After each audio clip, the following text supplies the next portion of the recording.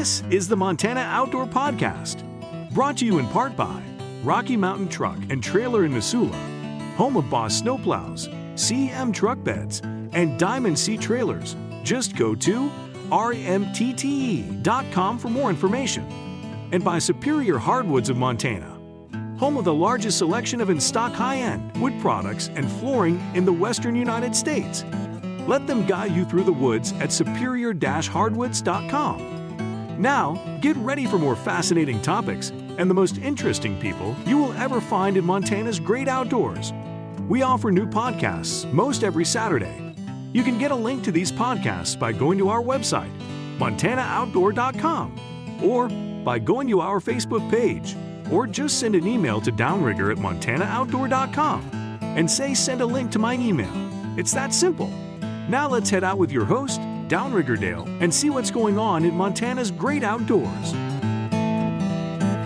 Thanks a lot, Manny. And as Manny just said, I am Downrigger Dale with a Montana Outdoor Podcast. Hey, thanks everyone for downloading this podcast again this week. You know, we've been on this series about ice fishing in the great state of Montana. And Montana has a lot of opportunity. I don't think I could cover all the ice fishing opportunities. It would take me all winter long to cover them all. But I am hitting some of the most popular ice fishing locations around the state and having folks that fish those areas a lot and have a lot of knowledge about those areas and can give you a lot of knowledge that if you choose to go to some of those areas, you're going to get some great information. On top of that, just in general, these folks, just like our next guest coming up, the advice they give you really can be applied to a lot of waterways throughout Montana and even wherever you may be listening to. Speaking of which, I do want to give a shout out to our active military members out there who listen to this podcast on a regular basis. Welcome and thank you very much for taking the time. When you get a little time off protecting the rest of the world, it's an honor that you want to join us here to listen to this. And I hope we bring a little bit of home back to wherever you are. Be safe. You are in our prayers, and we do thank you so much for your service. If you want me to give a little shout out to any folks here stateside, just email Downrigger at montanooutdoor.com and tell me who you'd like to give a shout out to, and I'll do that next time. So also, folks, be sure and take a look at the podcast description. Wherever you found this podcast, maybe through Apple Podcasts, you may have found this on Spotify, maybe on our website, montanooutdoor.com or that. Most all these sites that you get podcasts from will show the podcast description that I write each time. Gives you a little idea of what the podcast is about. But more importantly, down at the bottom of that podcast description are links. And those links will be to things that we talk about on the podcast and allows you to get a little more extra information. So as we talk with my next guest here, I'll put some links to some of the things and water bodies that we cover in that, just so you've got some more information. And plus there is a link to be able to ask questions to our guest after the podcast, as well as to me if you have any suggestions about future topics or questions about this podcast. So that's all there. Now, want to bring in a familiar voice to this podcast, but also a familiar voice to our live radio show we do every Saturday morning from 6 to 8 Mountain Time. You can also listen to it or the recorded version on montanooutdoor.com. You can also watch a live version on Facebook Live. It's called the Montana Outdoor Radio Show. And this gentleman, well, he does several reports, a lot about the areas we're going to talk about today. His name is Scott Arnold. But like most of us, the captain of the Montana Outdoor Radio Show always has to give everybody a nickname. And you've heard this voice. It is none other than the painter, Scott Arnold. Hey, Scott, thanks so much for joining me here today. Well, thanks for having me on, Dale. I appreciate that. Yeah. You know, it's a great time. You know, if you spend time in Montana in the winter, if you don't get into some kind of winter activity, you're in for a long winter. And one that so many Montanans and folks that end up visiting here or maybe just moved here realize is ice fishing is a great way to spend time in Montana and pass the winter time doing something a lot of fun. Offers a whole new bit of challenges to it. So before we get into talking about some of your favorite areas that you like to ice fish in Montana, Scott, tell us a bit about yourself and how long you've been ice fishing in Montana and some of the things that that attract you to the part of Montana you like to go to often. Well, I've been ice fishing now in Montana for slightly over 40 years. A friend of mine introduced me to it. Then I thought, you must be crazy out of your mind. But Yeah. but again, like you said, it can be long winters and a guy can be stir crazy, and it's a great way to get outdoors and enjoy the beauty of the great state of Montana that we have the luxury of living in. So I went with them a couple times, and it's like first time it was okay. We caught a few fish, and boy, the next time he took me up to Georgetown and we hit a couple spots, and man, it was phenomenal. The fishing was just unbelievable. We came home. We left the Missoula area about 4:00 in the morning. We got up there, got set up on the ice, and man, by about 2:00 in the afternoon, we had about 60 kokanee apiece on the ice, and it was at that point I was addicted. It was crazy. I mean, you literally looked down. The sun had come up. You looked down your hole, and there were literally it was almost like a video game.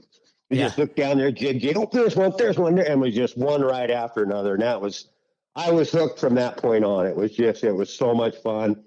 And it was great being outside and getting out of the house and, just having something to do and not go stir crazy in the wintertime. Right. Yeah. You start catching, something like a whole bunch of kokanee and you go, okay, now I get it why people want to come out here on the ice. Yeah, I get it. Yeah. So, exactly. I get it. So, yeah, it really is. What do you feel are the best lakes and reservoirs? You like to spend a lot of time over in the Helena area. That's kind of in the central Montana, maybe a little west central part of Montana. What are some of your favorite lakes and reservoirs you want to talk about today?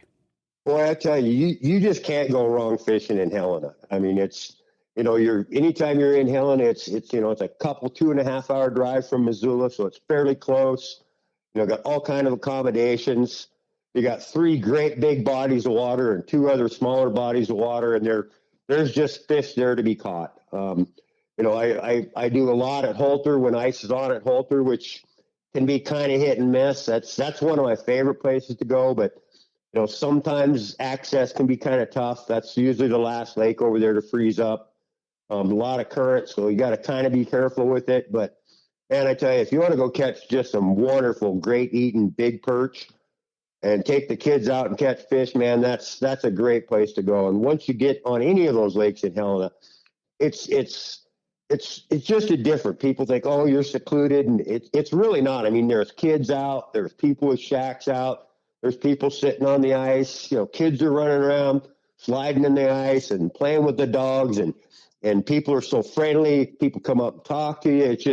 It's kind of a big party on the ice, and it's not real competitive. It's more friendly. Yeah.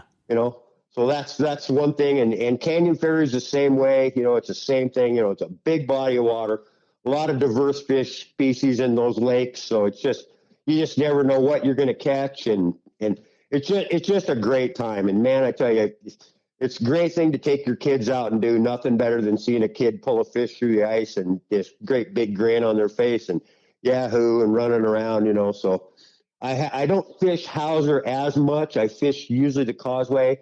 Again, that's another one that's kind of sketchy, and I've never really fished it that much to really learn it, so that's kind of why I don't go there. Mm-hmm. But yeah, and the Helena Regulating Reservoir, another great one right out of town, for Kokanee and Perch. So yeah, I mean, it's just a great place to go. Lots. I mean, the weather's generally nice. Be prepared for some wind, but you see a lot of sunshine, a lot of nice days. So, yeah. So, I mean, any one of those lakes, lately I've been concentrating a lot more on just because of accessibility is Canyon Ferry. It seems to be that south end of the lake. Water's a little shallower, not as much current. So kind of easier access on and off the lake. So that's kind of where I go. And I do like catching big perch, or there's always big rainbows in there. There's big ling cod. There's big walleyes in there. So you have a real diverse opportunity of things you can do there. Yeah, Canyon Ferry is a very popular lake. If I recall, statistically, the most fished lake is Fort Peck, and that just due to the size and it covers a lot of eastern Montana. Right. But I think second in line, if I'm right, I believe it's Canyon Ferry is the second most fished lake. I believe you're probably right. I think that's correct. Yes. Yeah. And it's that way for a reason. It's a great lake. As you said, it's accessible. It's a diverse fishery and that. So we'll start there. Let's talk a bit about ice fishing then on Canyon Ferry. Which fish you want to talk about first that you like to target there in Canyon Ferry? I like to target the perch and the rainbows, and that's simply because there's so many of them in there that it's real easy to they're easy, and they're basically the techniques we're going to talk about briefly here work on for perch, rainbows, and kokanee on just about on any lake in Montana. Okay, so you can cross that over. I generally, I learned about Canyon Ferry from on the water. I kind of learned, the areas to fish and target.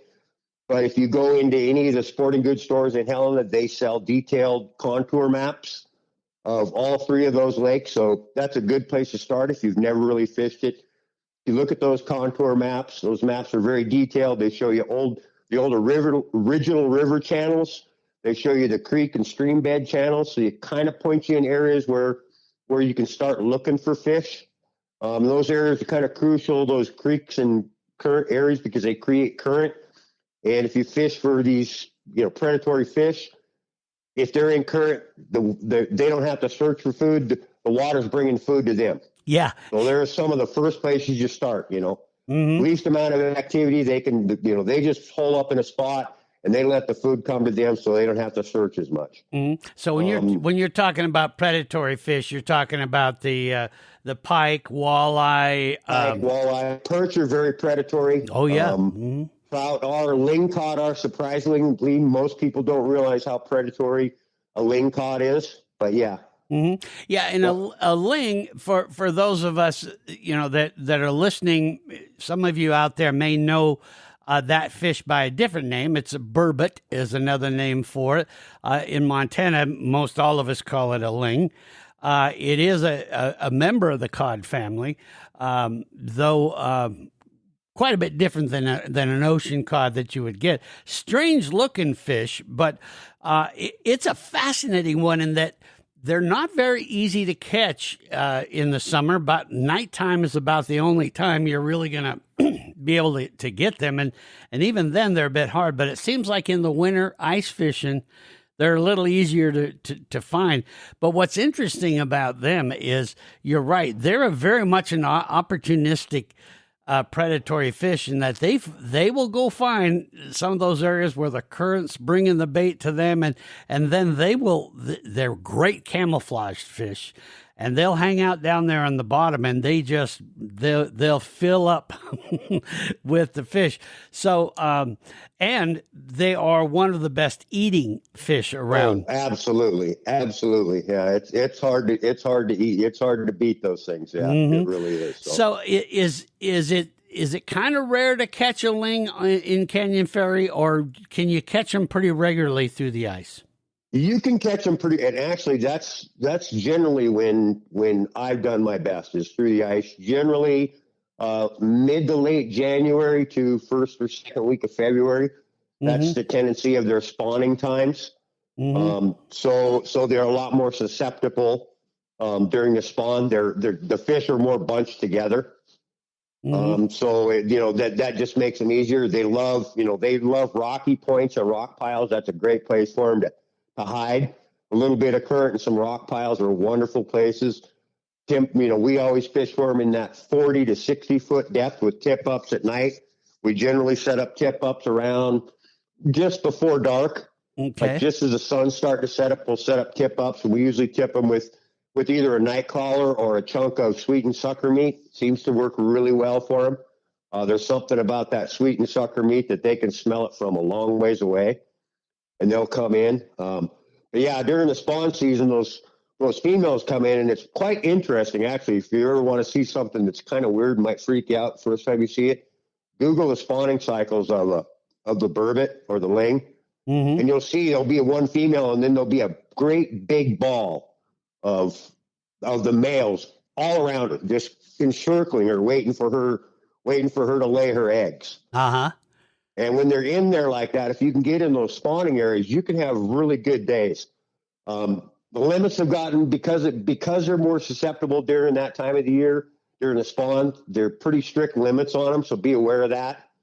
But yeah, I mean, we've had days when we've set up tip-ups and gone to bed at night, fish till 3 o'clock in the morning, go to bed, wake up, and it looks like all the tip-ups are up and nothing but you can see is 3 or 4 guys, 18 flags up. Wow.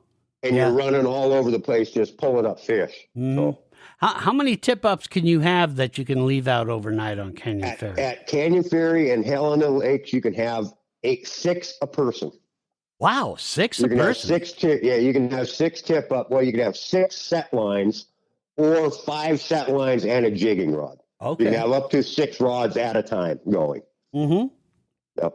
Wow. So yeah, that's a great strategy. And, come the next morning, it's like Christmas morning for fishermen. It's like Christmas morning. Exactly. You start pulling up, you go, I wonder what I got on here. And that's a wonderful surprise to get that Ling. Is there any kind of secret to cleaning those Ling, or is it pretty straightforward? I had somebody show me, and the easiest way I can tell you is kind of like, I don't know excuse me. It's kind of like doing a catfish. You can kind of take and make a cut behind their head and just cut around their head. Okay. And then you just kind of make a little slice down the belly, just barely in the meat, and get a little loose pair and grab a pair of pliers and just grab the meat and the skin, and it'll just peel right off. Oh, wow. So it is a lot like cleaning a catfish. It's pretty much like doing a catfish, yeah. Okay. Yep. It's pretty much like skinning a catfish, yeah. All right. Well, for those of you listening here, what I'll do, if I can find a example of that, I'll put a link to that just so you folks can take a look at that and learn a little bit more about it. So Ling is one of the favorites there on Canyon Ferry. What would be another one that you like to target, Scott? Well, of course, it is one of the premier walleye fisheries in the state. So of course, targeting walleye is always a big thing. Oh yeah. And you set the tip ups out in those same areas where the Ling can be, and also those are good locations to look for walleyes, because they like that. They like that. They're an ambush predator also. Sure. So they like hiding in the rocks or hiding in the weeds. And so like you say, you set up a tip up, might be thinking it's Ling, and you might pull up a 20-inch walleye in the midst of the night too. You just never know. So for the walleye, what depth is a good depth to start with through the ice on Canyon Ferry? I usually would start. I try to start somewhere in that 18 to 20 foot depth. Okay. And then start working my way out. Like I said, that map, I actually keep one of those maps in my ice fishing gear, just so I can track those. Like I said, those current channels or those old river channels and stuff, those are premier places to start. So yeah, 18 to 25 feet. And if you're not getting any action or you're not seeing, not getting what you want, just start moving out a little deeper. You can go as deep as 40 feet.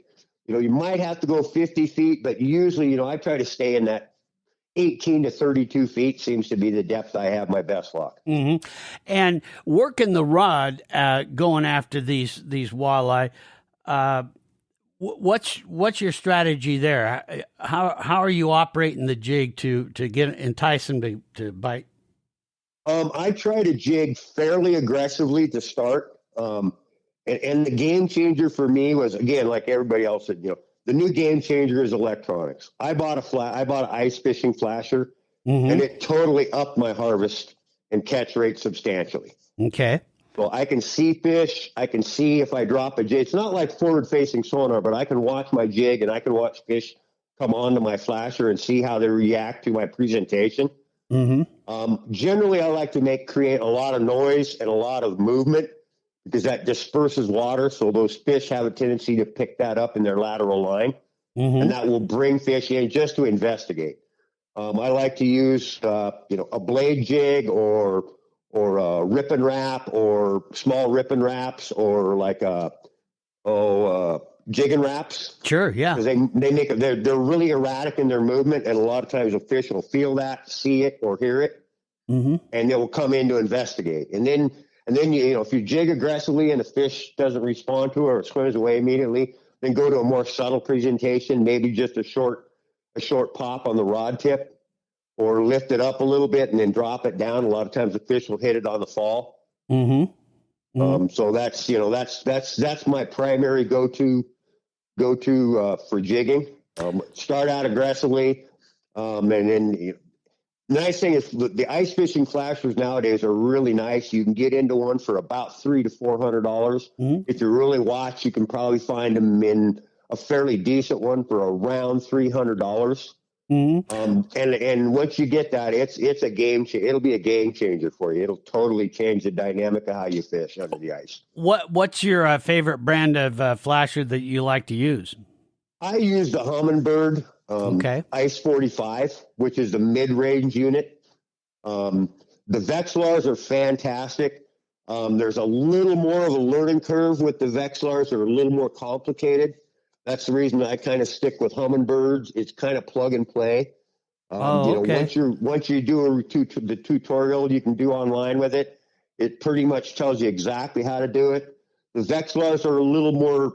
They have a couple variations. So you got three or four different cone options for your sonar, how wide the cone is. So you spend a lot more money on them. They're a little better quality of a unit in my opinion, but for the average guy like me, I just can't see dropping $700 or $800 on something that I use, maybe a dozen times in a year. Yeah, we talk about the Vexilars a lot lately this year, especially when we're talking about ice fishing. But that Humminbird, say the rest of it, Humminbird Ice. It's the Humminbird Ice. Well, they make three versions. They make the Ice 35, which is a real basic unit. And you can get those around $250. Oh, okay. And then I have the Ice 45, which is around. It was a touch over 300. And then you can go to the Ice 55, which is a little more complicated, more along the lines of the Vexilars. And those are about $400 to $450. Okay. So I'll put a link to the Humminbird so those of you listening can take a look at the different models and learn a little bit more about them. But yeah, that, to me, like I say, we've talked pretty much just about Vexilars lately, but I'm glad that you brought up the Humminbird because that makes a lot of sense, especially for someone out there that may be just starting and says, I'm not going to go out and do it that often.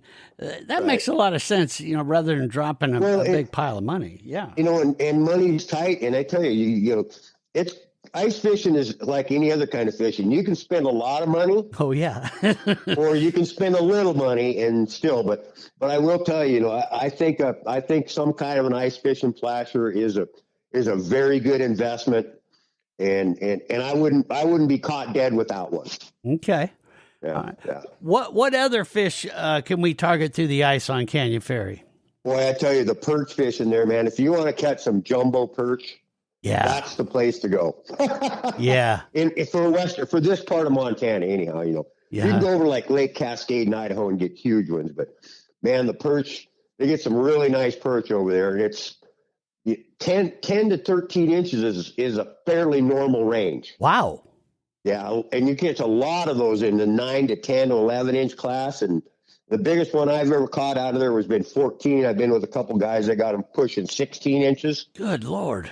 Yeah, that's some big perch, and I tell you, they fight like crazy.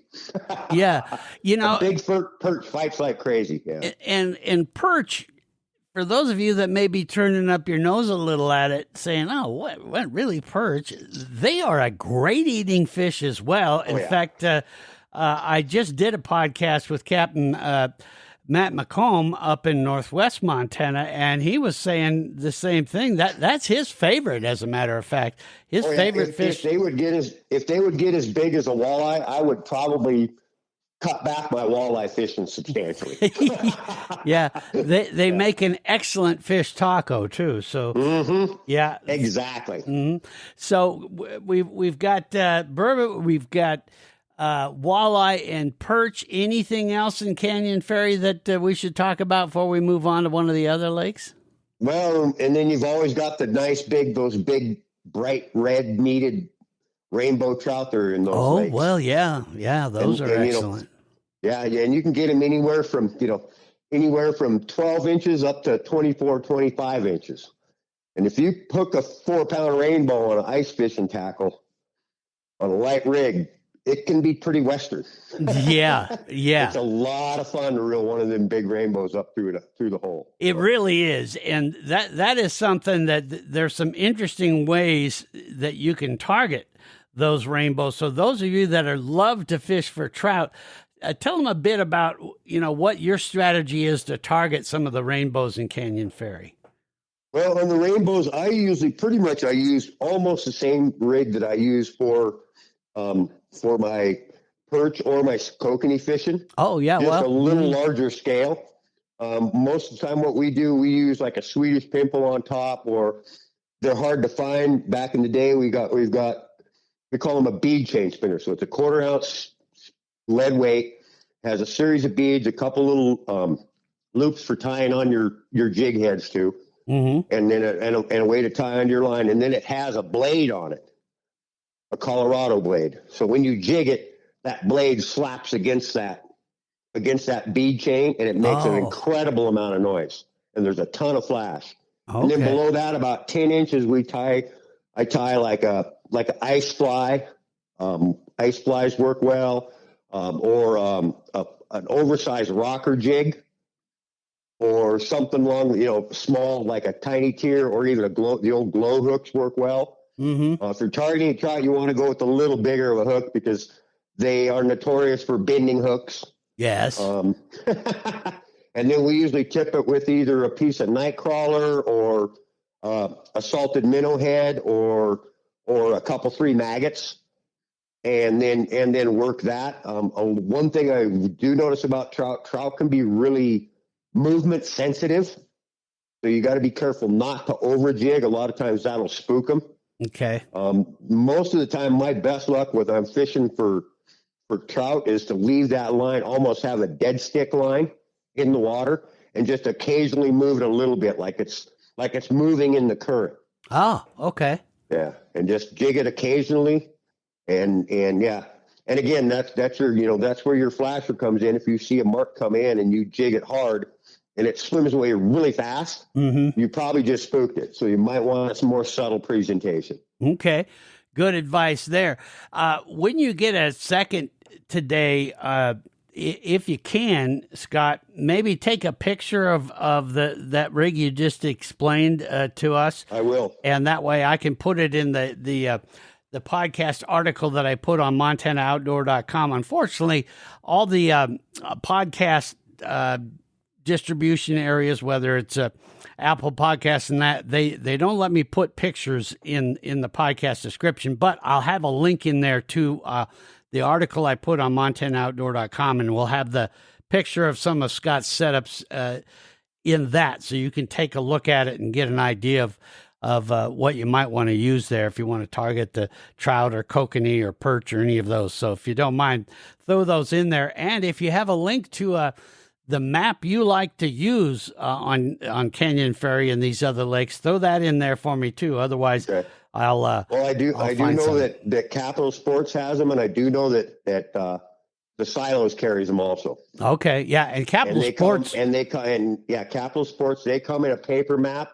but the ones you get at the Silos, it's laminated. Oh, okay. So you can keep it in your ice shack or in your ice fishing gear without worrying about it turning to a giant pile of mush. Yeah, and my last question for Canyon Ferry was, where do you like to I guess you don't put in when you go out ice fishing, but where do you like to start? In other words, park your vehicle and go out on the We ice? usually either go to the silos or, well, we used to go to White Earth a lot, but the access, they've kind of cut that off in the wintertime. But I usually go to the silos just because it's centrally located. The store is right there. Gas is right there. You know, they have the RV park, and they have the motel, the cabins there. So that's always a good place to start. They have bait. They're open early. They have all the amenities of stuff you need, miscellaneous stuff. Yeah. So, yeah, that's where I like to go, and that's the most common place. Well, on the other side, you know, you can go to Duck Creek or Goose Bay or some of the other I guess it would be on the east side of the lake. Okay. Well, we're going to take a quick break here, Scott. When we come back, let's move on to one of the other lakes, maybe the Helena regulating reservoir, and we'll talk a bit about what you go after and how you target the fish there. We'll talk about that right after we talk about something that, well, if you haven't got a snowplow, you're going to need it. This is going to be one of our longer winters, folks. So I want you to listen to what I'm about to talk about as far as these Boss snowplows from Rocky Mountain Truck and Trailer.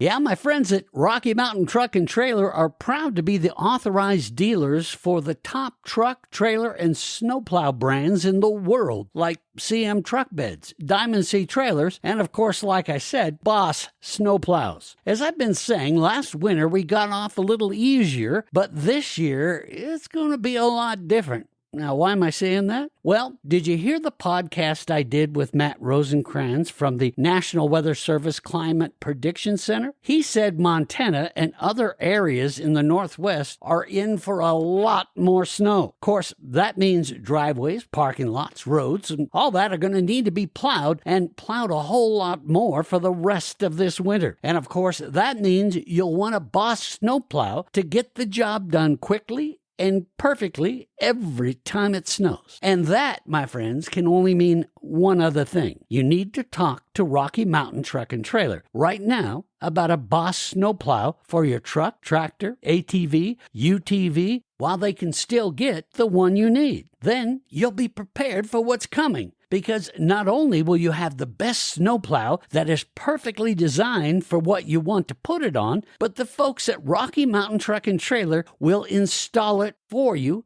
so it works the first time and every time. Now is the time, my friends, to be ready for what is going to be coming our way a lot with the best. A Boss snowplow from Rocky Mountain Truck and Trailer. If you're in the area, you can stop by at 5680 Expressway in Missoula, Montana, or you can go see them at rmtte.com. Take a look at all the Boss snowplows they have right now, as well as other equipment like CM Truck Beds and Diamond C Trailers that will also make your life so much easier this winter. Yeah, there is no better place to get you through this winter than Rocky Mountain Truck and Trailer. Again, website rmtte.com. Easy to remember and a great way to take a look at what they have. That's rmtte.com. I'm telling you, folks, they know what they're doing, and they're going to be your best friend this winter. Go see them. We are back here on the Montana Outdoor Podcast. Scott Arnold, the painter, he is my guest today. We're talking about doing some ice fishing in the Helena area right now. And Scott's been talking about the Canyon Ferry a bit. Let's move on to the Helena Regulating Reservoir. I know that's another one of your favorite spots. One, where is that located in around the Helena area? Just describe a bit of where we find that. It's just east of town. Okay. Can't remember the road. I can't remember the road now we have to take.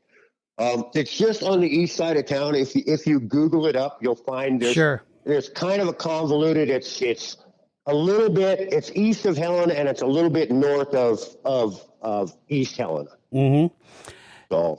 And that one seems to be another real popular area, especially during these ice fishing days. Let's start with what do you like to target? I hear that the Kokanee are pretty good in there, aren't they? Yeah, they have some real nice Kokanee in there. Last couple of years, the size has been kind of down a little bit, but it's not uncommon to catch 13, 14, 16, up to 16-inch kokanee there. Nice. That's a little different of a reservoir, simply because twofold. Number one, you can't take any kind of motorized vehicle on it. Okay. Because it's a water supply system for the city of Helena. Yeah. So it's a walkout, but it's not a very big lake. I would guesstimate it's probably somewhere along the size of if you took Frenchtown Pond and added Harper's Lake to it. Mm-hmm. So it'd be about that size, maybe half the size of Lake Marironan. Okay. Yeah, and I'll put a link to the Helena regulating reservoirs just so folks can take a look at it. Now, where do you start out with there? Where's a good spot to park and get out on the ice? Well, there's two primary access locations. The main one is the main boat launch, and it's not hard. When you take the right turn off the main road, you'll come in, and the first thing you'll see, there'll be a parking area and a picnic area and a small boat launch, and that's the primary access point.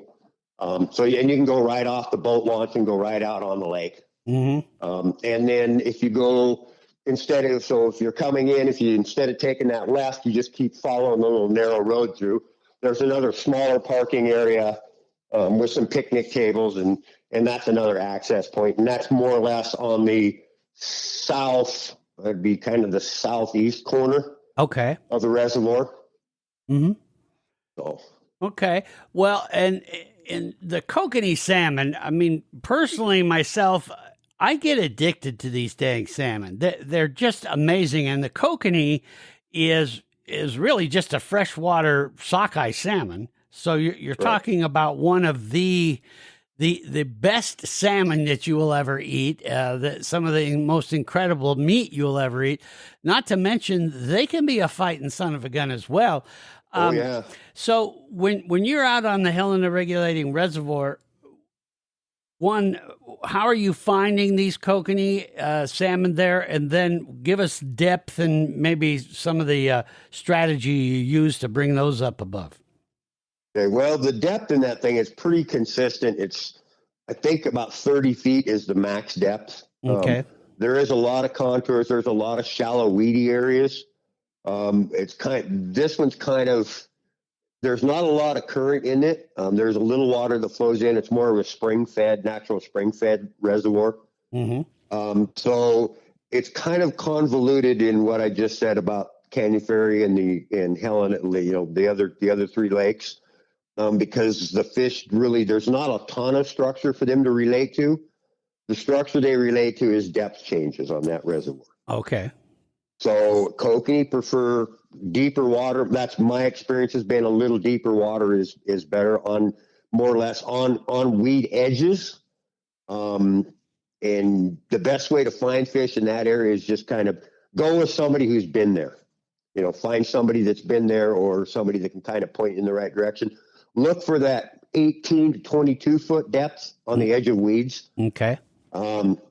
Basically it's kind of the binocular fish finder locator. Okay. Yeah. So just kind of go where you see people, and that's probably going to get you into them. And again, basically the same techniques I use there, I use it for the kokanee or the perch. Small rocker jigs, blow hooks, smaller baits, smaller presentations, usually maggots. A lot of guys there like to use corn. So for some reason, they're really attracted to corn in that reservoir, and I don't know what it is. I think it appears like something they would normally eat in the reservoir. So do you even a maggot tipped with some white, and we always use white shoe peg corn. Yeah, I was just going to say, do you go with that shoe peg corn? That seems to be very popular for the kokanee in this state. Yep.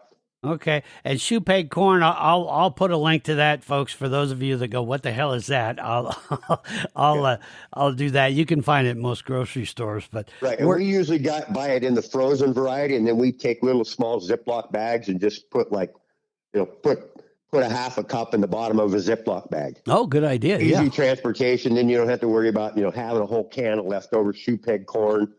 What do I do with this? What do I do with the can? Blah, blah, blah, blah, blah. So, Yeah, I had one tip over in the back of the Tahoe once, and I smelled shoe peg corn for quite a while.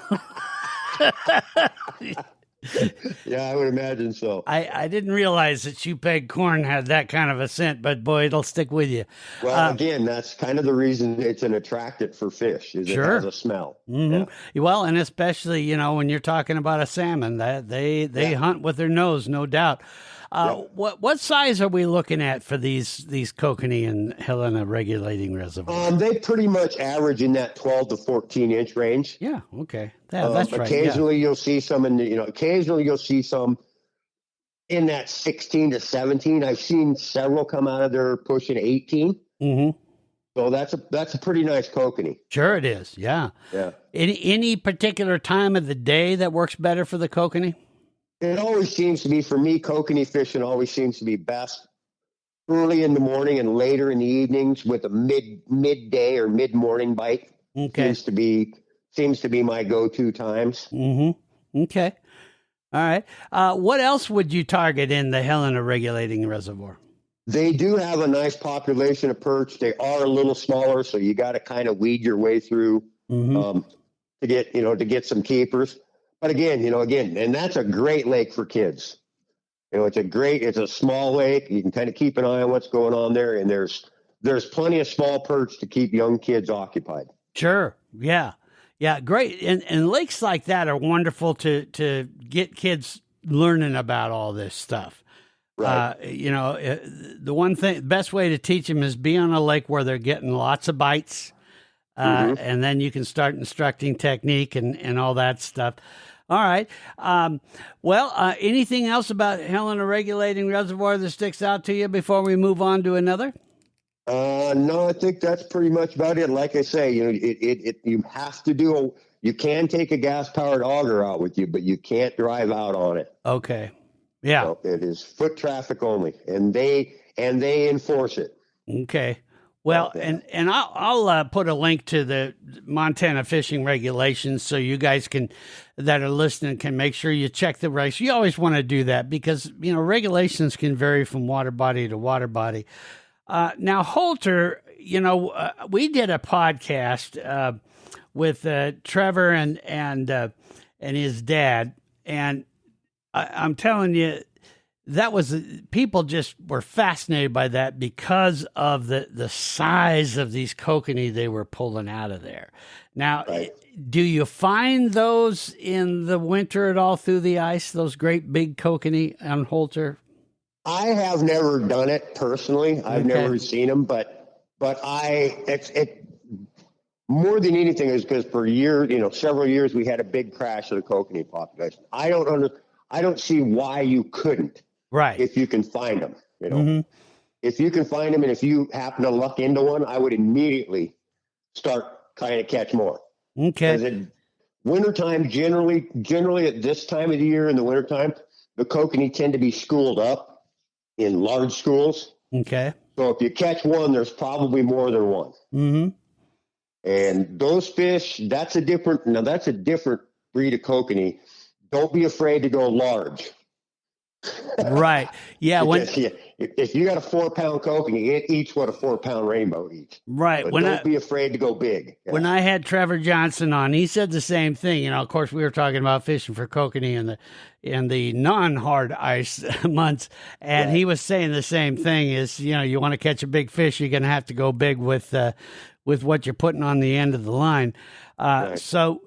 Pick up a size a little bit. Where do you like to start out on Holter? And of course, one thing with Holter, be careful. The ice is, of course, on any water body, ice is never the same thickness no matter where you're going. But Holter, right. It can really vary, can't it?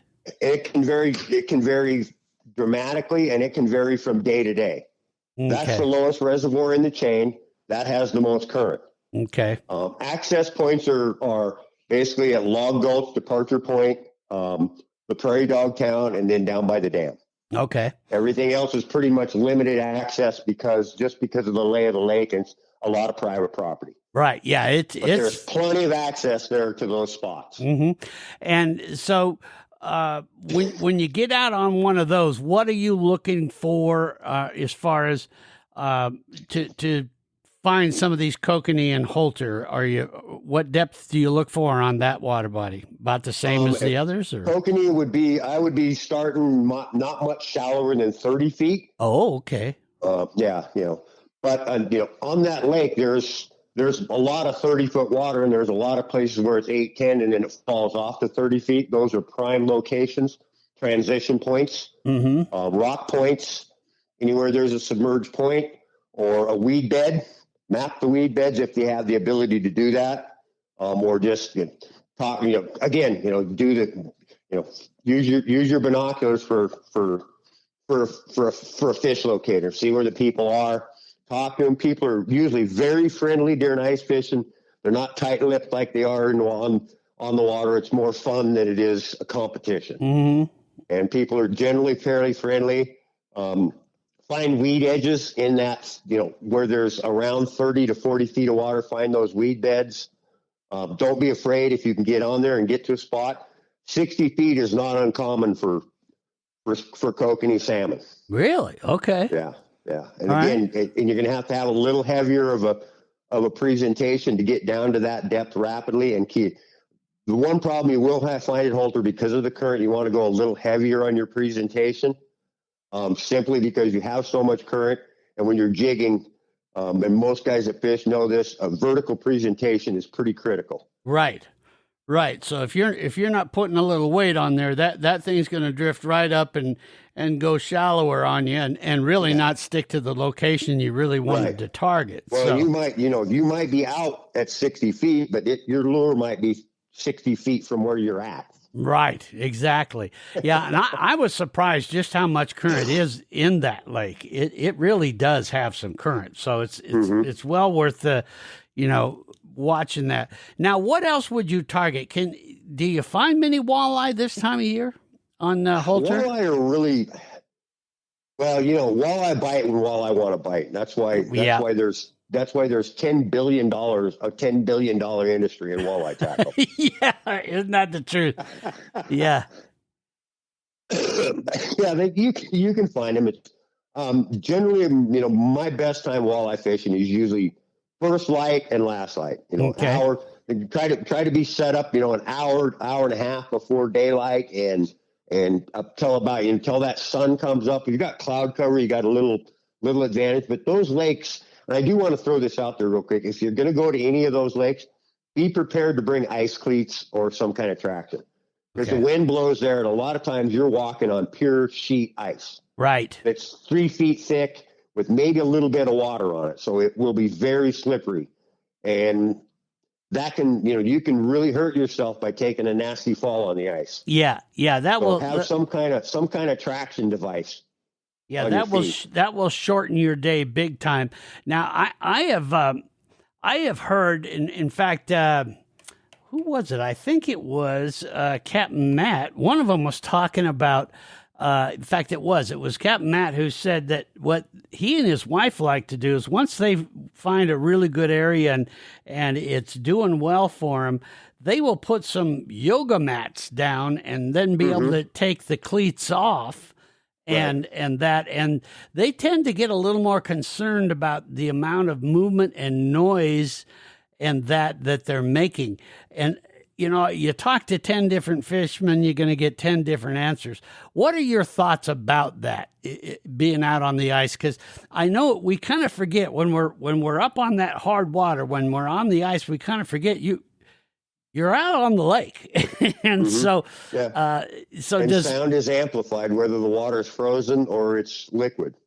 So are you pretty cognizant of that? Do you tend to try to cut your noise and movement down a little bit, or? I do some, and you're talking the yoga mats. Those are great because you can go to Walmart and you can get those little connect together ones. Yeah. And you can get a bundle of about 4 to 6 for like $9 or $10. Yeah. And I have them in my shack. I have a couple outside of the shack. And if I'm hopping around, hole hopping, I usually just stick one inside of my coat. So I got, for that same reason, not to mention the fact there is some insulation factor there. So you're not, your feet aren't always on a solid chunk of ice. Right. Yeah. Yeah. Yeah, so that's good. We'll get into some of the other gear that you like to take out there, but just kind of wrapping up for Holter. Any other types of fish? We've talked a bit about the walleye. We've talked about those great kokanee. Holter is a great trout lake. Absolutely, it's one of my favorite ones. So do you target the trout quite a bit there on Holter? I do. Okay. Yes, I do. And basically the same tackle I use for the kokanee there is the same tackle I use for the bigger rainbows. Yep. Yeah, well, and they really are. Of course, some of the trout purists will send me emails saying, "Wait a minute, don't tell me they're a salmon because they're not." Well, they kind of are. Actually. Well, they're a salmonid. They're in that family. Without a doubt. So yeah, and I imagine even if you're targeting trout, you're going to catch some kokanee and vice versa, I would assume. Mm-hmm. So, yeah, and don't complain about catching either. They're both a great fish. Well, and the trout that are in there, I mean, that's a different color. You compare those to the trout that we catch in western Montana. Mm-hmm. Occasionally, you'll get some that are bright red or pink or orange. Over there, almost all of them are. Yeah, they're a beautiful trout. They really are. What size are we looking at for most of those rainbows that you're catching in Holter? 2 pounds is pretty much the average, with occasional 3 to 4 or 5 pounder. Mm-hmm. And a lot of guys. I've switched all my ice fishing rods over to a braid, an ice braid in an 8 or 10 pound class, because it has about the same diameter as a 4 pound test line. Mm-hmm. So visibility is dramatically reduced. In deeper water, hook sets become more solid. You don't have as much line stretch. Okay. And it doesn't freeze up like monofilament. It doesn't get as brittle as monofilament. It stays pretty pliable all through the temperature spectrum. Okay. Oh. Yeah. So targeting those trout, the area that I always seem to have my best luck out on Holter, now this is in the summer, is, mm-hmm. You go from Split Rock up towards that bend where all those little homes are sitting over along there by the power lines. Yeah. Is that also the good spot to try to target when it's hard ice out there or hard water out there? That's probably one of your better spots. Okay.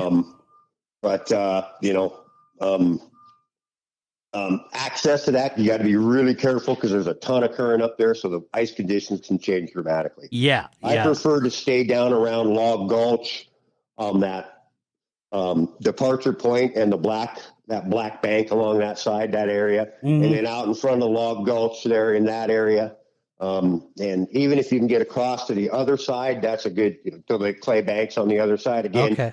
You got to be careful doing that because ice conditions can change dramatically. Yeah, and you can take motorized vehicles out on Holter, yes, can't you? You? Can.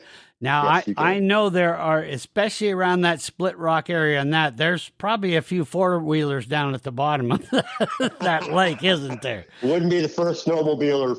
You wouldn't, if you broke through, you wouldn't be the first guy to do it. Yeah. Yeah. So do be careful. Be careful. Yeah. I'm not a big fan, especially of taking, cars and trucks out on the ice. Not a big fan of that at all. But any of that stuff, you really got to watch it and be careful mm-hmm. out there. Anything else that you like to target? Do you find burbot in Holter at all? There are a few. There are not as many as upstream, but there are a few in there. A guy catches occasionally. Mm-hmm. And again, another great place to catch perch, those big jumbo perch is there at Holter. That population goes up and down pretty dramatically. Mm-hmm. Not quite as stable as it is in Canyon Ferry. And part of that also is because the bag limits are a little more liberal on Holter. Okay.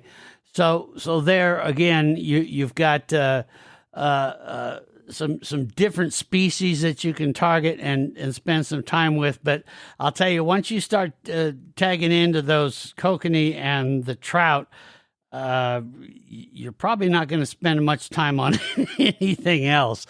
But exactly. Of course, those big perch aren't too bad either. So we've got now that we've got a pretty good idea of how to fish these, some of these main lakes that you really like, and you've picked 3 fantastic lakes in the Helena area. Now we can kind of move on to maybe talking a bit about some of the go-to gear and things like that we like to use.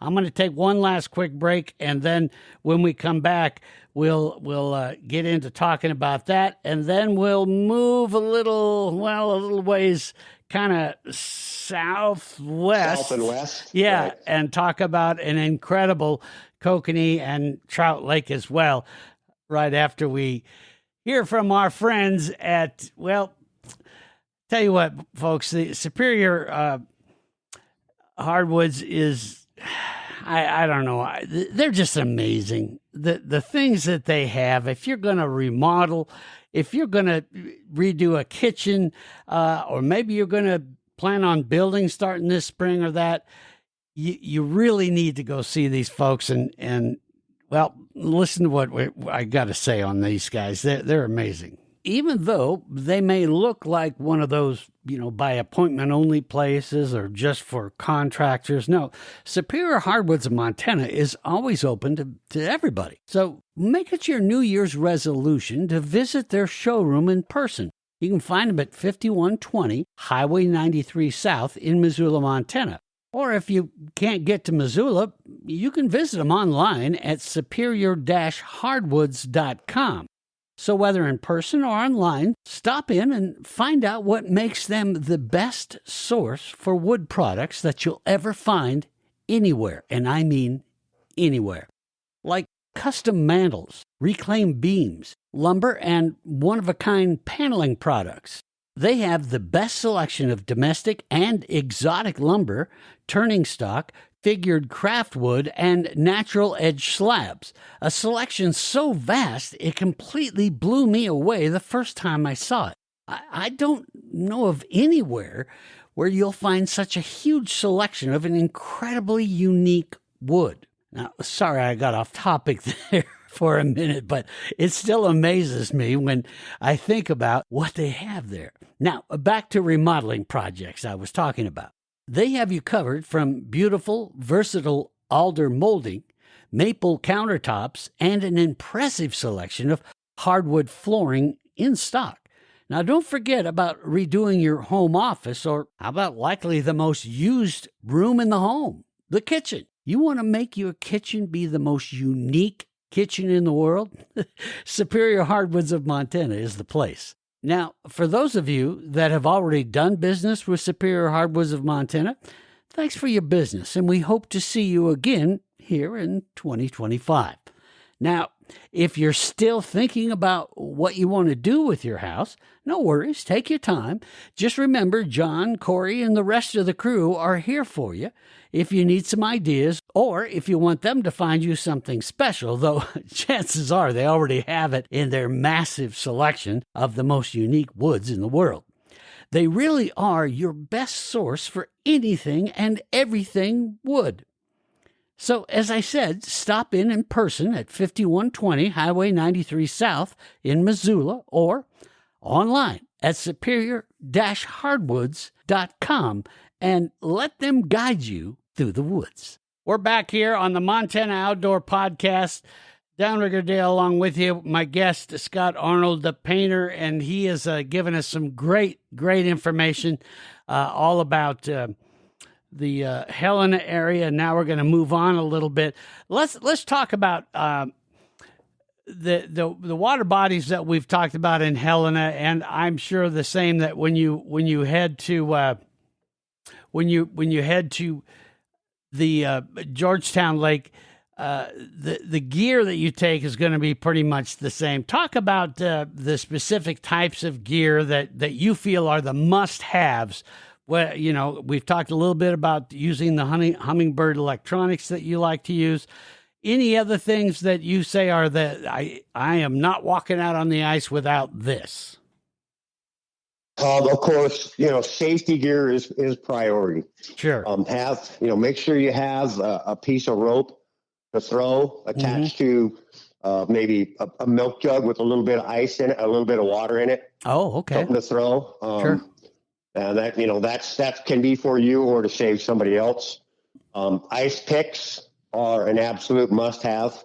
Mm-hmm. Never go anywhere without them. And like we talked about, something on your feet for traction. Sure. And then generally some kind of if you have a shack or some kind of small, like the propane powered heaters is a must-have for me. Okay. My hands get cold. If you get cold and miserable, you're not on the water very long. Right. What kind of a ice shack do you like to use? I have the big Eskimo pop-up. Okay. Actually, I have three different ones. I have an Eskimo pop-up, and various brands work just fine. Eskimo seemed to be the brand at the time. Mm-hmm. And then if I'm going to be out on a real long trek, I have a great big clam tip over, which I really like because it's more than just creature comforts. I have padded bucket seats and all kinds. I have built-in rod holders in it, nice. And cup holders and all kinds of stuff. And again, it's got its own light system with a spare battery for it. So it's quite the setup, but it was not cheap. No. But I like my creature comforts. So, sure. Yeah. Well, and if you're going to get hooked on ice fishing, which once you get going on this out in Montana, folks, you're going to get hooked on it. Like you say, might as well be comfortable doing it. So shop around, see what's out there, and take a look. And there's plenty of price points on products out there that'll work just fine. Sure. And some of the nicer stuff you can get in a nice pop-up, something that'll handle 3 people for around $180. Okay. Oh, well, see, that's not bad. Now, do you put a sled, all your gear on a sled, any kind of typical sled you like to use, or just? I have a couple of otter sleds for my pop-up if I'm just going to go out for a quick day trip. Uh-huh. My igloo or my clam has its own. It has its own sled built into it. Oh, okay. So all I have to do is transport gear from one sled to the next, depending on what I'm going to do. Sure. Okay. Yeah, and those are kind of must-haves. You don't want to be making a bunch of trips back and forth, and no. And when you're ready to go, you want to be able to just pack up and move on. So take a look at some of those must-haves, and we'll get into a little bit about rods and line and that in a minute. But let's move on now to another popular lake that really has become synonymous with ice fishing. It's near the great city of Butte, Montana. And of course, I'm talking about Georgetown Lake. Now, that has a reputation for many, many years as one of the best lakes to catch kokanee salmon through the ice. And I know one of your favorites to fish on is Georgetown. Now, is that still a really great kokanee lake? It has. It's still a great kokanee lake. We're starting to see a decline in the number of fish, but we're seeing an increase in the number of fish that are bigger. Oh, okay. So we're starting to see, not uncommon now to see a lot of 10 to 12 and even 13, 14-inch kokanee. Oh. The average that I've seen this year has been around between 10 and 12. So that's a substantial upgrade from what it used to be. For years, you could go and catch a 5-gallon bucket full of kokanee, but they were, there'd be 150 in it. Right. Now you get a 5-gallon bucket full and you get 30 in it. Okay. So the size has increased dramatically. The catch rates aren't quite you got to be a little more patient for the kokanee, but it's still a very excellent kokanee fishery. Mm-hmm. And I love it. Now, when you're fishing those kokanee in Georgetown, talk about technique. If somebody's gonna, put up their ice shack, their shelter of some kind, and sit in there and say, you know what, I'm gonna get a mess of these kokanee, and you're really gonna work that rod. Tell us a bit about how you would fish for kokanee out on Georgetown. Well, my go-to technique is first thing I do is I've been fishing it now for close to 40 years. So I have go-to spots, and I hit those spots. Generally, a lot of guys like to be a little closer to the weeds and a little shallower than I do. Mm-hmm. I prefer a little deeper. I prefer define contours and depth changes. I'd prefer to fish just outside of the weed beds, within about 10 feet away from the weeds. Main reason being because that lake also has a large number of very voracious rainbow trout. Oh yeah. And those kokanee they'll hang out in the weeds for a while, but they relate weeds, high concentration of weeds, to being a danger area. Okay. Because there's predators there. I got you. So you like to go out a little bit deeper. So yeah. Where are you starting out with on Georgetown? Where do you park and head out on the ice? I generally start out at Rainbow Bay, which is the Piney Point boat launch. Mm-hmm. That's real easy access, good road going in, really easy to get to, lots of parking. And then I generally go from there. I generally go across the lake to the North Shore. And I work that shoreline. There's a nice weed edge along there that comes out about 100 yards off the shore. And right on the edge of that weeds, and anywhere from 18 to 22 feet of water is where I usually start setting up. I generally find fish there. I have been skunked there a few times, but very rarely. Okay. Piney Point, which is a little further of a walk out, off the Piney Point, out by the governor's mansion, our old governor's mansion. Yeah. And there's some big houses out there. Anywhere along there in that 18 to 22 foot. Again, we're fishing just outside of the weed beds, just outside of the edges of the weeds. Mm-hmm. That's another good spot. Early in the year, the Red Bridge launch right on the highway is probably where early in the season, that's where I generally find them. Mm-hmm. As the season progresses, they kind of move around the lake and they hit some of the other spots. So to catch those now, are you dropping it right down to the bottom and then kind of jigging up, or how are you working that jig? So when we drop our jigs down, when we drop our rig down, we try to get on the ice at about 5 to 6 o'clock in the morning. Okay. Because we like to catch that early morning first light bite and be set up.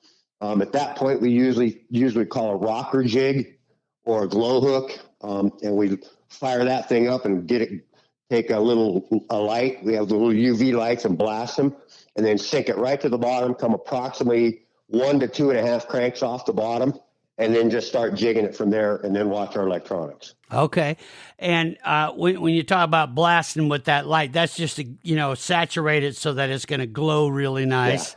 Yeah. And you can get the little glow, they're little UV flashlight. They're about 6 inches long, and they stick right in your pocket, and you can get them at any of the sporting goods stores for somewhere around $7 to $9 a piece. Yeah, those are handy, and they seem to charge that up, that glow up really nice and really quick.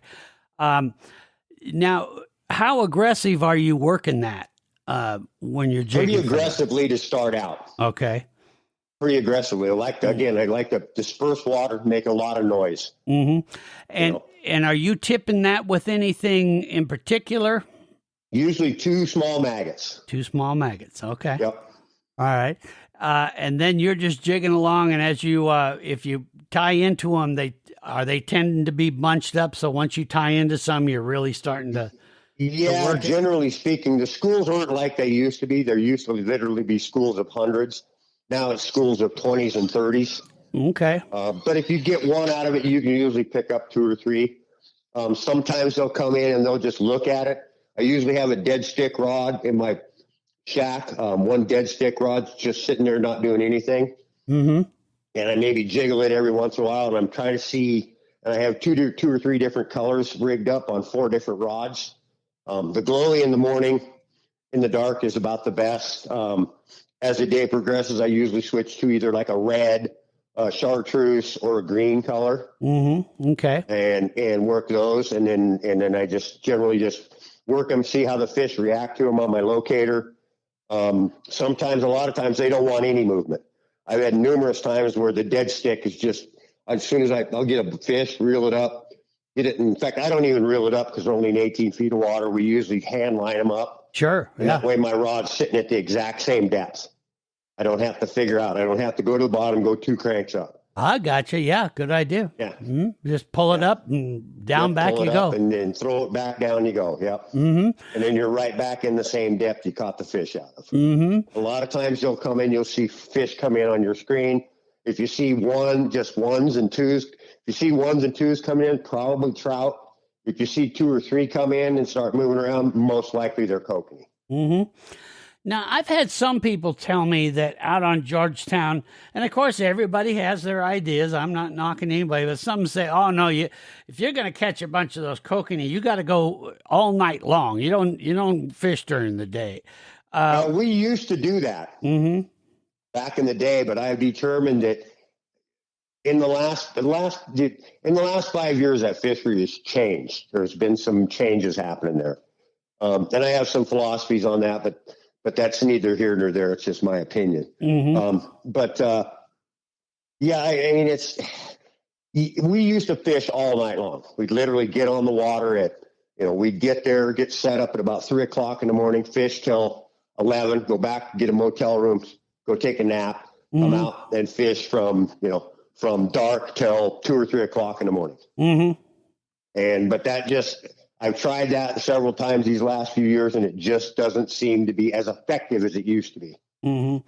Well, and with me, I'm getting a little long in the tooth where I say, my bed's kind of comfortable. Yeah, I kind of like to get in bed. I may like to maybe have a little sip of my favorite whiskey and that, and I just don't know if I can do that all night stuff anymore. Right. Well, and I know I can't either. Yeah. But we generally try to be on the water. We unloading our stuff out of our rigs and be motoring over to our shacks or setting up our shacks I'd like to be set up by about 5. Okay. And then out you go, and then that bite's going to last, how long through the day? Usually till about 10, 9:30, 10. And then it tapers off. And generally around 11 to 1, you'll get a push of fish come through. So you can, we usually get there. We usually fish till about 2 or 3 o'clock, maybe 3:30 in the afternoon. And then we pretty much, load up and head back and go to the local restaurant and have a good meal and maybe a couple cocktails to go along with it. Sure.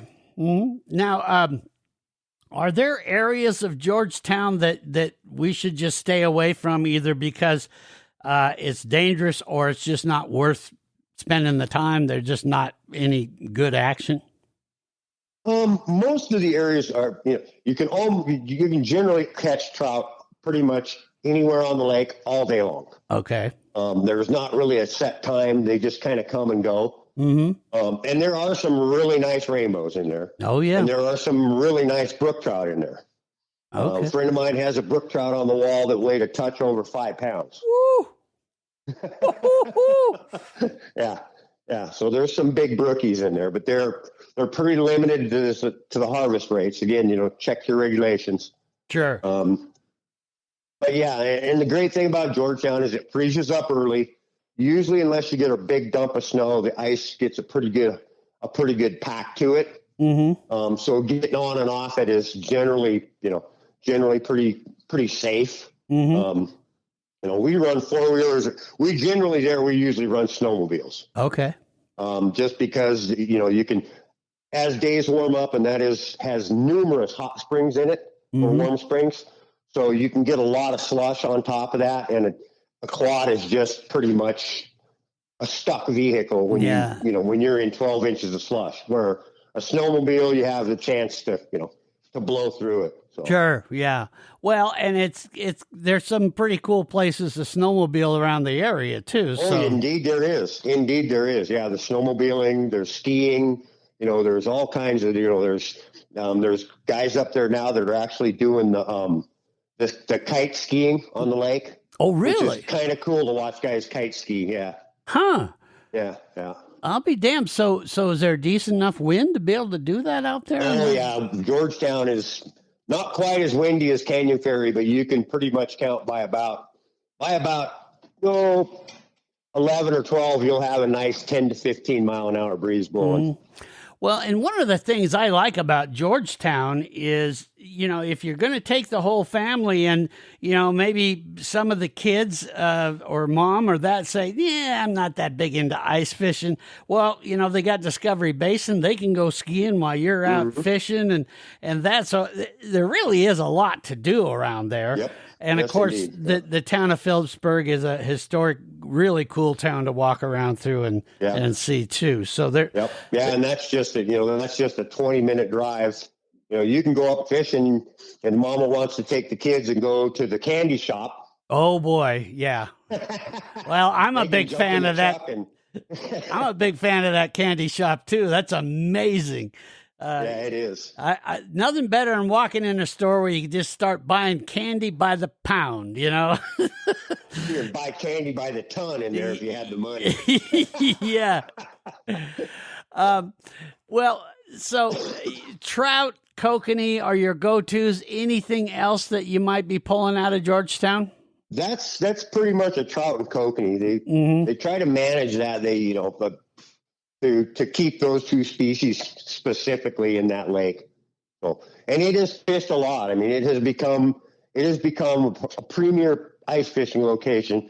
You can just tell, last time I was there about a month ago, there was probably on a Saturday, I think I called in to the radio show actually, there was probably 35 shacks in that range, 35 to 40 shacks, and probably close to 100 people. Wow. In that bay. Yeah. Yeah.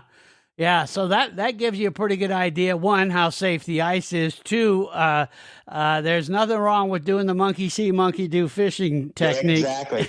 And most people, as long as you don't come up and set up, 50 feet from their shack and start punching holes, most people are pretty tolerant. Yeah. Well, before I let you go, Scott, and I really appreciate you taking so much time with me here today. As far as some of the do's and don'ts for Scott Arnold, the painter, goes, let's talk about moving around on the ice. How long, you drill a hole, you're in there, you're fishing. How long do you give it before you say, nah, this hole's a bust, time to move? I usually give it an hour to 2 hours. Okay. And again, and on Georgetown, I have a tendency on the other lakes in Helena area to hole hop a lot more, simply because it's such a bigger body of water, and I haven't exclusively fished it as much as I have. I have 4 go-to places at Georgetown that if I can't find fish in one spot, if I move to one of those 4 spots, I will catch some fish. Right.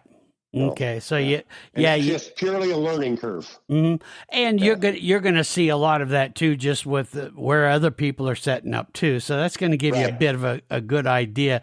Right. How about as far as and like I say, you've been doing this a long time on these lakes and that. What are some of the bigger mistakes that you see people make that maybe for some of our listeners that are either new to the sport of ice fishing or new to doing it out on these lakes we've been talking about? What are some of the big mistakes you see that we could avoid? Probably the biggest one, especially on Georgetown, is fishing too shallow. Okay. Because Georgetown, it can get up to a foot of snow on the ice. And if you're hauling a sled that has 30 pounds of gear in it, you get wore out pretty quick dragging it through slush and snow. Oh man, I'm tired. I'm just going to set up here. That's probably the biggest mistake I see there. Okay. Within all those bays and these points on Georgetown, it stays relatively shallow for a long way out on a lot of the access points. Okay. So,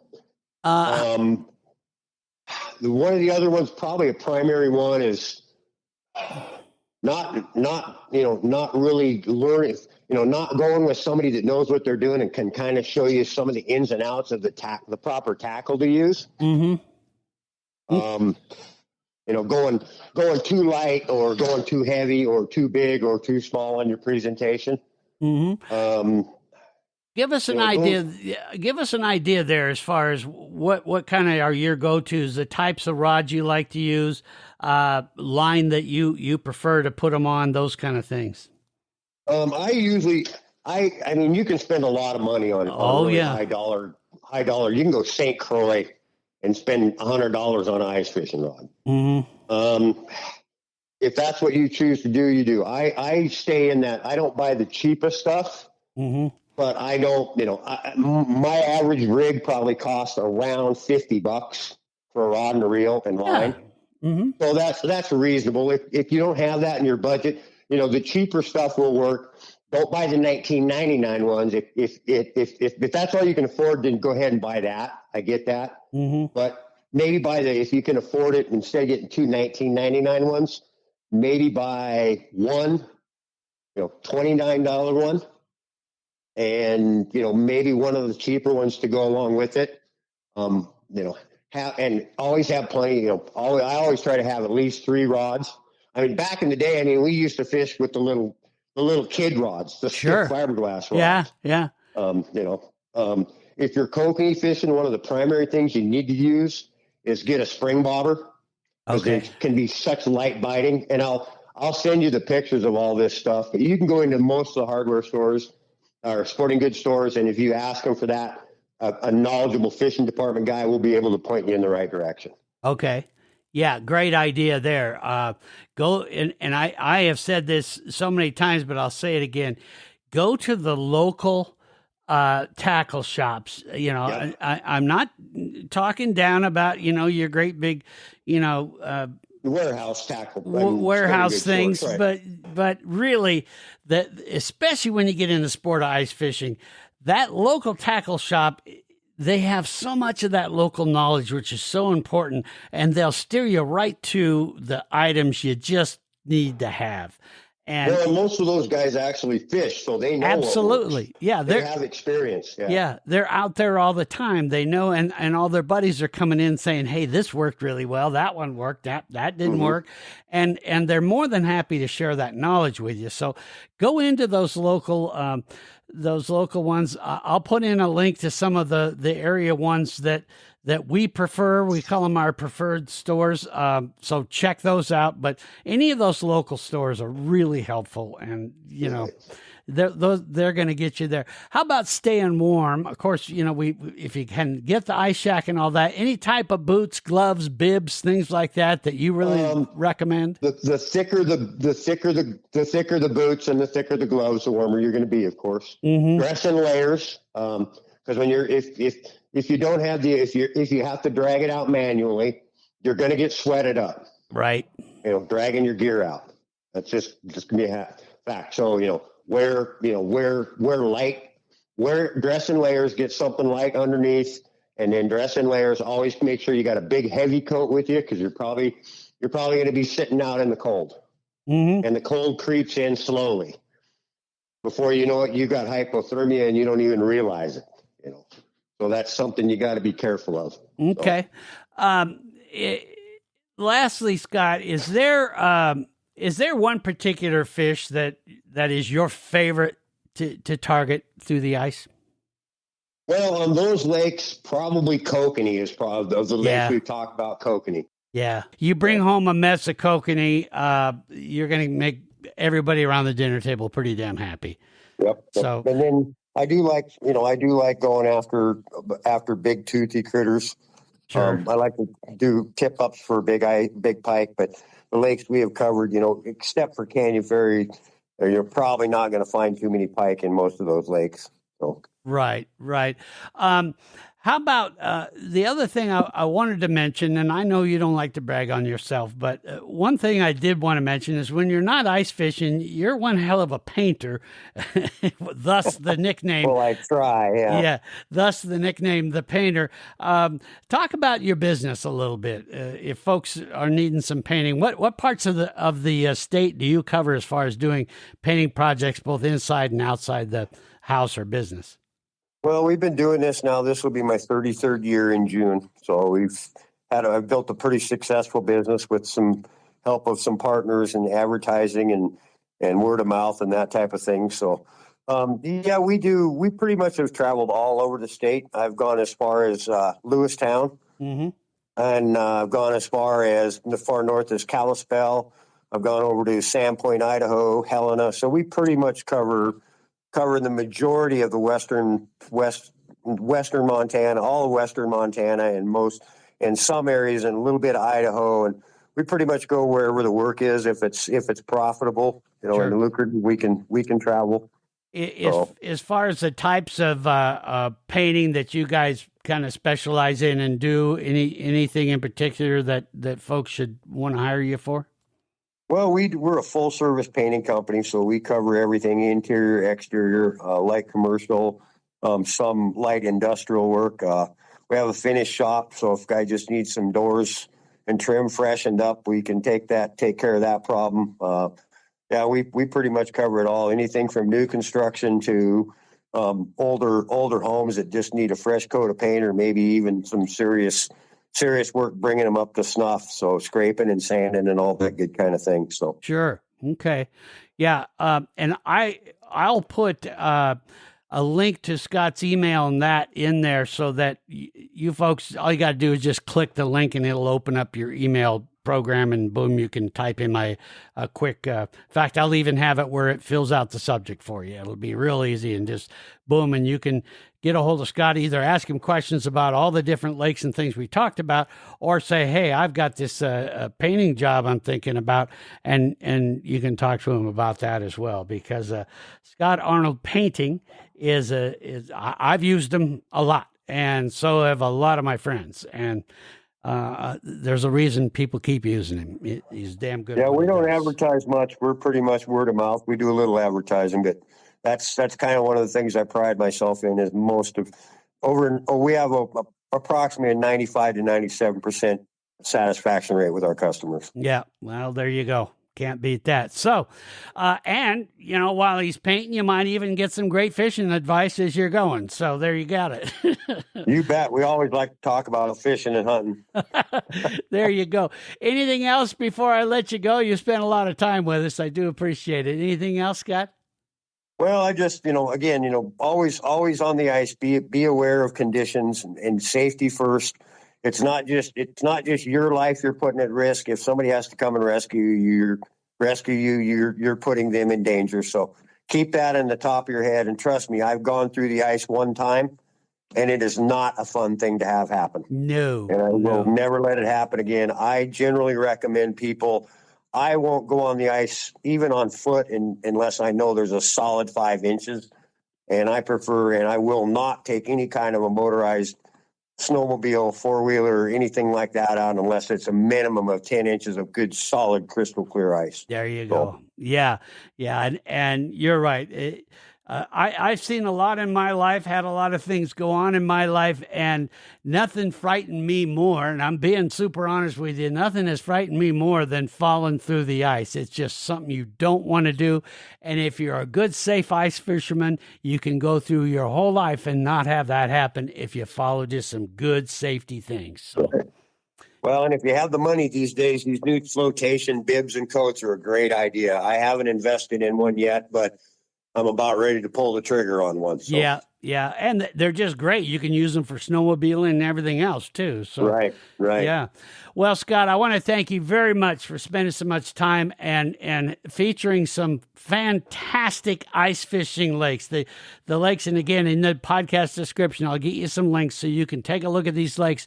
These are some of the best go-to ice fishing lakes in the state of Montana. So appreciate all your knowledge and all that, and thanks for spending so much time with us.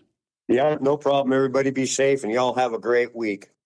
There you have it, folks. That's Scott Arnold, Scott Arnold Painting, Scott Arnold, the great fisherman, and you're going to learn a lot. So go back through, look at the links there in the podcast description, take a look at all that, listen again if you need to, or send us some emails, and Scott will be happy to give you more information, and as will I, in helping you get you in the right direction. So until we talk again, folks, be safe out there, be good to each other, and we'll see you next time here on the Montana Outdoor Podcast. Thanks for listening to the Montana Outdoor Podcast. It has been brought to you in part by Superior Hardwoods of Montana, home of the largest selection of in-stock high-end wood products and flooring in the western United States. Let them guide you through the woods at superior-hardwoods.com. And by Rocky Mountain Truck and Trailer in Missoula, home of Boss Snowplows, CM Truck Beds, and Diamond Sea Trailers. Just go to rmtte.com for more information. So what did you think of today's podcast? Send your questions and comments to Downrigger at montanaoutdoor.com. We should be dropping a new podcast this next Saturday. Until then, we will see you soon out in Montana's great outdoors.